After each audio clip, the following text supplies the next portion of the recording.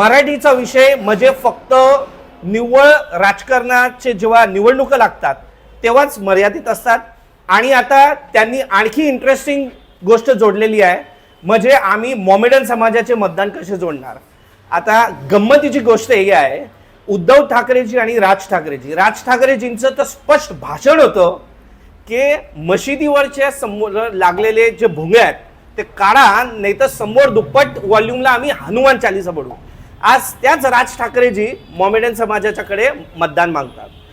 100% Mohammedan समाज त्यांना मतदान करणार नाही।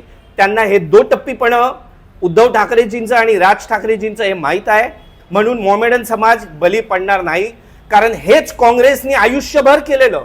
मोमेडन समाजाला वापरून घ्या आणि मोमेडन समाजाला सांगा की आम्ही तुम्हाला निवडून आणू, आम्ही तुमच्यासाठी हे करू ते करू, आणि त्यांनी फक्त वापरून घेतलं। आता तेच करायचा प्रयत्न